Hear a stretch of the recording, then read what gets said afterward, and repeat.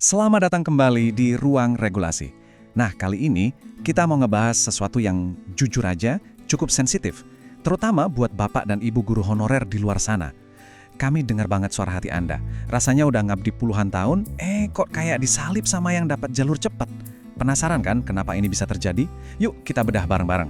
Nah, ini dia nih pertanyaan intinya. Kenapa sih bisa ada jalur cepat buat sebagian orang, sementara yang lain yang udah ngabdi lama banget masih harus nunggu? Kelihatannya nggak adil ya. Nah, untuk jawab ini, kita nggak bisa lihat sepotong-sepotong. Kita harus lihat gambaran besarnya, dan itu semua berawal dari satu kebijakan baru dari pemerintah. Oke, kita mulai dari sini ya. Biar paham akar masalahnya, kita perlu kenalan dulu sama satu program yang baru aja jadi prioritas nasional. Percaya deh, program inilah yang jadi titik awal dari munculnya jalur cepat yang lagi ramai dibicarain ini nih. Nama programnya adalah Makan Bergizi Gratis, atau disingkat MBG. Ini program gede banget loh, tujuannya super mulia buat nguatin SDM kita lewat perbaikan gizi. Dan ini bukan main-main ya, landasan hukumnya jelas banget, ada di Peraturan Presiden nomor 115 tahun 2025. Oke, programnya kan raksasa nih. Buat ngejalanin di lapangan, pemerintah ngebentuk satu unit khusus. Namanya Satuan Pelayanan Pemenuhan Gizi, atau SPPG. Nah, tolong ingat-ingat singkatan ini ya, SPPG. Soalnya, mereka ini kunci dari semua cerita kita hari ini. Merekalah yang jadi eksekutor utama program MBG. Nah, sekarang kita masuk ke bagian paling pentingnya nih. Kita udah tahu ada program MBG, ada juga pelaksananya, si SPPG. Terus, apa istimewanya? Nah, ini dia. Kita bakal lihat privilege atau keuntungan khusus yang didapatin sama staf di unit ini. Inilah yang kita sebut jalur cepat dari tadi. Coba perhatiin deh. Ini kutipan langsung dari aturannya loh. Pasal 17 Perpresnya bilang gini, pegawai Satuan Pelayanan Pemenuhan Gizi dapat diangkat menjadi PPPK. Perhatian kata dapat itu. Kata ini sakti banget karena ini langsung ngebuka pintu peluang gede buat mereka. Ini bukan asumsi, ini hitam di atas putih. Jadi alurnya jelas banget kan?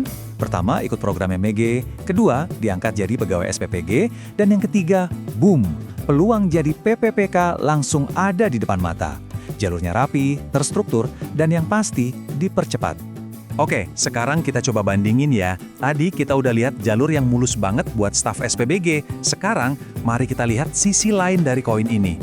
Realitas yang dialami sama ratusan ribu guru honorer kita yang udah nunggu lama banget. Ini nih kenyataan pahitnya.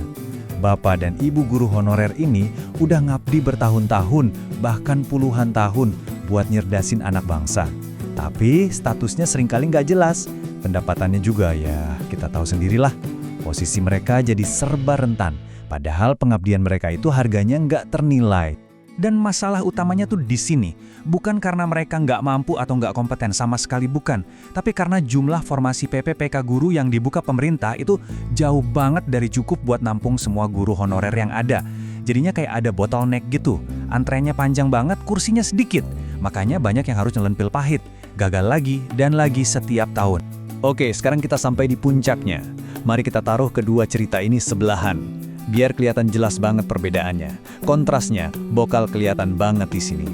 Nah, ini dia rangkumannya. Di satu sisi ada staf SPPG. Mereka dapat jalur cepat ke PPPK karena status mereka nyantol ke program prioritas baru. Peluangnya langsung. Di sisi lain ada guru honorer. Masa depannya nggak pasti, modalnya pengabdian puluhan tahun, tapi harus rebutan formasi yang super terbatas. Bener-bener kayak langit dan bumi ya. Setelah ngelihat semua fakta ini, yuk kita coba mundur sedikit. Kita coba renungin, apa sih artinya semua ini kalau dilihat dari kacamata kebijakan yang lebih besar? Pelajaran apa yang bisa kita ambil dari sini? Ini pertanyaan buat kita semua sih. Kebijakan ini nunjukin dilema yang mendasar banget. Gimana caranya pemerintah nyimbangin antara program prioritas baru yang harus jalan cepat dengan penghargaan buat mereka yang udah ngabdi lama, kayak para guru honorer ini? Jawabannya jelas nggak gampang. Ini jadi PR besar buat para pembuat kebijakan dan juga buat kita sebagai masyarakat buat terus ngawasin. Nah, sekarang giliran Anda. Kami pengen banget dengar pendapat kalian. Menurut Anda gimana? Apakah wajar ngasih jalur cepat buat staf program prioritas demi kelancaran program? Atau ini justru nggak adil buat mereka yang udah nunggu lama? Coba deh, tulis opini Anda di kolom komentar ya. Kita diskusi bareng-bareng di sana. Oke, segitu dulu pembahasan kita kali ini. Makasih banyak ya udah nonton sampai akhir. Semoga nambah pencerahan. Jangan lupa klik tombol subscribe channel Ruang Regulasi biar nggak ketinggalan obrolan-obrolan seru lainnya seputar aturan ASN dan kebijakan pemerintah. Sampai ketemu lagi.